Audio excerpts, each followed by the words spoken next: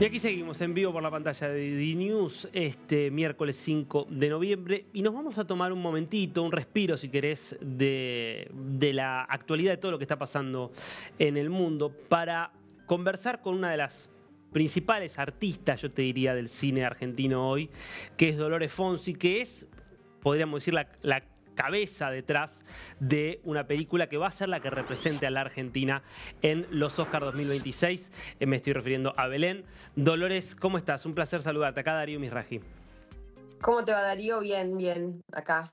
Bueno, a ver, contame un poquito cómo te estás llevando con la tremenda repercusión que está teniendo Belén desde su estreno en septiembre. Aclaro nada más, la pueden ver ya por Digo, todos los que nos están viendo en este momento. La pueden ver por Amazon, pero el 14 creo que se estrena. Sí, correcto. Sí, en 14 Perfecto. de Digo también. Exacto. Ah, perfecto, perfecto.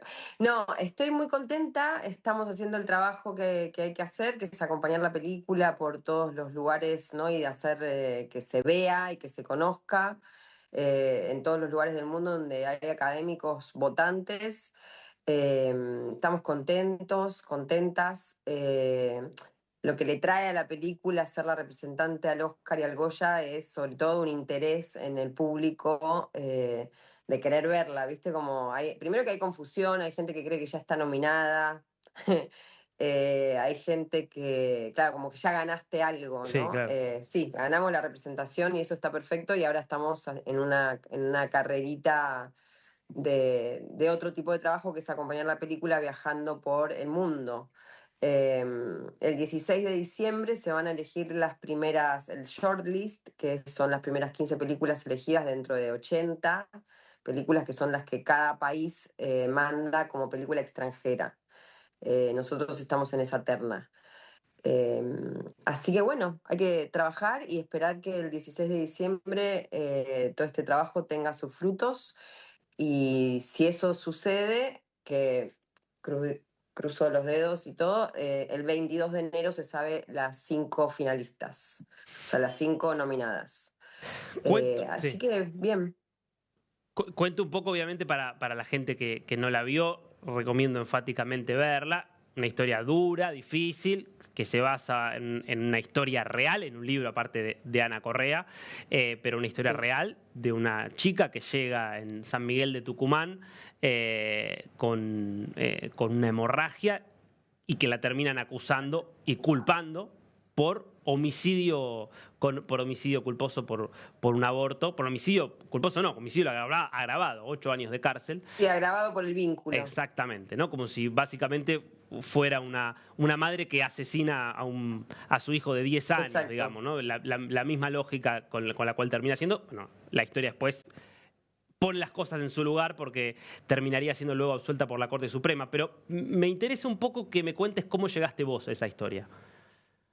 Mira, la verdad que fue medio como una cadena de eventos en los cuales, una cadena de eventos que después terminan uniéndose al final con mi participación en el proyecto, pero yo milito hace como 15 años la ley de aborto, digamos, desde que yo estaba embarazada de mi hija, que ahora cumple 15 y hacía videos para Amnistía Internacional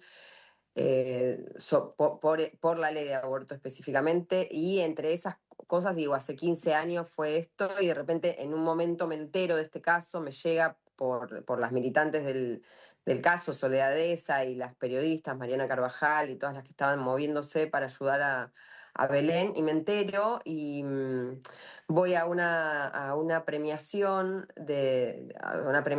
y cuando subo al escenario muestro un cartel que dice Libertad para Belén. Ahí estaba Leticia Cristi, que es la productora de KIS, que se pregunta quién es Belén. Ahí surge quién es Belén para la prensa internacional.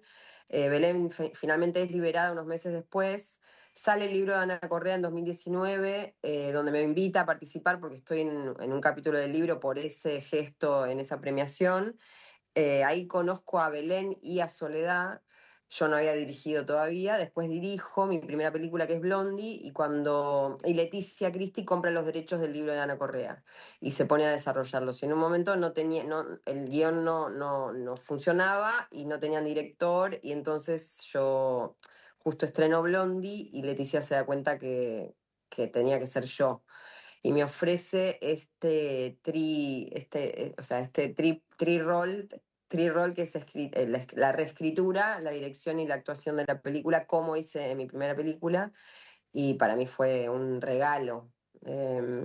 Así es como llega en 2023 la propuesta, pero o sea, yo conocía el caso de 2016, cuando se arma esta mesa por la liberación de Belén en todo el país. Así que fue un poco esto que te digo, como una cadena de eventos que terminan con que yo termino preparada como para filmar y que Leticia y Javiera Balmaceda de Prime Video me ofrecen hacerla. Así que feliz. Y Dolores,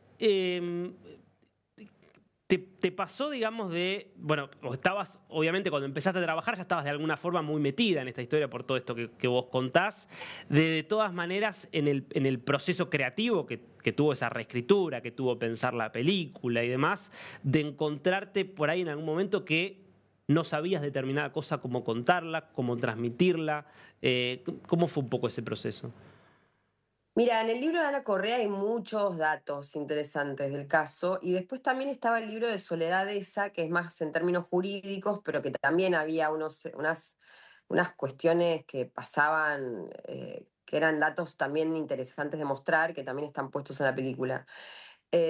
No, más bien es cómo armar el evento cinematográfico sobre un caso real, ¿no? Cómo utilizar, o sea, cómo el material de un caso real hay que volverlo una película interesante de ver, digamos, ¿no? Porque podés hacer un documental, pero al ficcionarlo, bueno, qué épica se le da, de qué Mm. manera, qué es lo que queremos hacer con la película. Todo eso fue o sea, fuimos descubriéndolo en el proceso.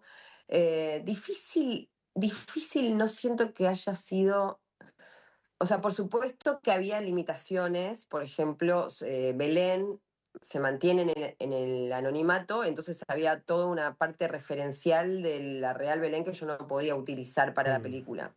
Entonces yo, o sea, por algo está, y a la vez una película sobre el encierro no era lo que queríamos una película sobre justamente lo que se armaba en función de esa injusticia con el movimiento de mujeres y todo lo que pasó a nivel sociedad y a nivel país.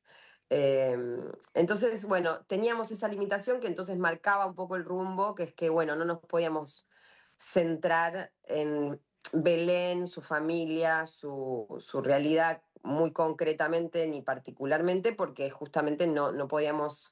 eh, y un poco viene bien eso porque Belénes hay un montón, o sea, Belén es como un ícono, es el símbolo de una lucha. Que lamentablemente continúa, porque hay un montón por ejemplo, Soledad Esa la semana que viene tiene un juicio de una chica que le pasó lo mismo que Belén en Mm. Tucumán, o sea que estamos a 2025 y esto sigue sucediendo. La película es una memoria, es un tributo a ese trabajo colectivo, a esa fuerza única que fue tan demoledora en ese momento y que termina con la ley de aborto en el 2020. Em, Así que había un camino a seguir que era más bien, bueno, cómo se construye el movimiento de mujeres desde Tucumán hacia toda la Argentina. Eso puede ser lo más difícil. Después también bueno, difícil por pretenciosa, digamos, que es el plano inicial de la película, que yo quería que sea un plano secuencia, donde contamos todo lo que pasó esa noche fatídica, donde a ella la culpan sin pruebas en el mismo hospital, los policías entran al quirófano y ella se despierta de anestesia esposada. Ese plano en términos técnicos era el más complicado. Mm. Y después, bueno, el alegato final de mi personaje que también, que me costó mucho escribir porque lo terminamos de escribir la noche anterior, como que, viste que, o sea, es un alegato final sobre el caso, pero también hay un diario del lunes, digamos, de traemos casos Mm. que pasaron después de Belén. Y eso pasa en toda la película. Yo creo que hay algo muy propio de la militancia del aborto que sí se ve reflejada, que es como, bueno, sí, claro, la película sucede en el 2016, que es cuando la liberan a Belén, pero por supuesto que usamos datos y anécdotas que nos han pasado a lo largo de la militancia del aborto después de eso hasta el 2020, como la anécdota de los perritos que la dice la conductora del programa de tele, pero que en realidad se la robamos a una senadora que expuso en el Senado ese discurso. Sí. Entonces, bueno, la película viene un poco a hacer un poco de justicia poética, un poco de tributo al movimiento de mujeres y trae esta inspiración de esta fuerza que no hay que olvidar que es nuestra y que también mueve mucho. Dolores, te hago una última pregunta, agradeciéndote por tu tiempo. Obviamente es una historia centrada en Tucumán, en la Argentina, que tiene obviamente un punto de quiebre con lo que fue la aprobación de la ley del aborto, pero que resuena en toda América Latina. Hoy, en este momento, nos está viendo un montón de gente en América Latina donde hay marcos legislativos diversos, pero en muchos casos siguen siendo marcos no muy diferentes al que había en Tucumán en el momento en el cual se produjo este hecho. ¿Qué resonancia te parece que está teniendo? ¿Qué te llegó también de otros puntos de América Latina a partir de esta experiencia? Mira, mostramos la película en el Festival de Río de Janeiro. En Brasil es ilegal el aborto. Fue muy impresionante lo que pasó, fue muy emocionante. Había muchas mujeres con el pañuelo verde que salieron gritando, haciendo como un pañuelazo, gritando aborto legal en Brasil. Después la mostré en Chile, más a un grupo íntimo de colegas, digamos, que también es ilegal. Y en cada país que mostramos la película donde no es legal, es muy impresionante cómo se abre esa posibilidad de que, como algo de esto de que inspira a las mujeres de cada región a unirse, como que hay algo que pasa con la película, que es que habilita ese espacio que también te lo muestra, que es como si en Brasil además la población femenina se juntara a pedir una ley, sería muy difícil que no lo logren, digamos. Es un país enorme. Está bien, es muy conservador Brasil en un sentido, es muy tradicionalista y se entiende, pero digamos, hay algo que trae la película que es que, ojo, esto es posible. Esto es posible. Y eso en cada lugar donde lo mostramos pasa eso, que son los países, o sea, Centroamérica, por ejemplo, digo, República Dominicana, esos países donde es terrible lo que pasa con la ley y la criminalización de las emergencias obstétricas, que eso continúa sucediendo.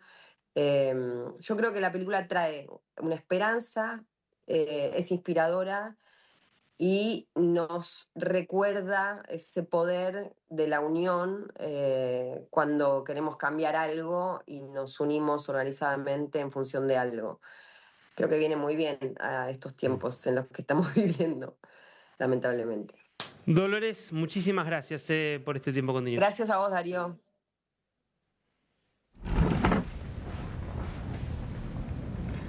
Yo no parí ningún bebé.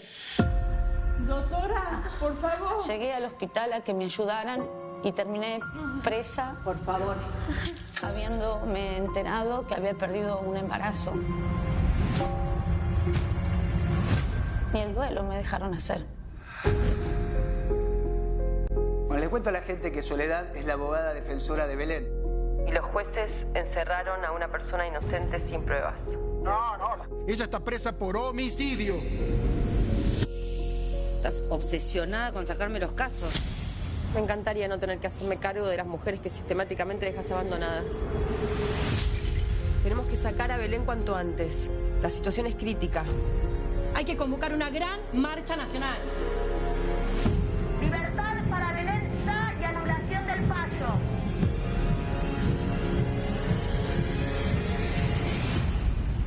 Vos sos solo una víctima.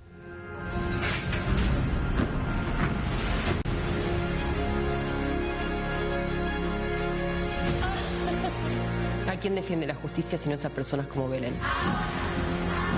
Te va a estar viendo todo el mundo. Libertad para Belén ya. ¡Libertad para Belén ya! Nos vemos en las calles.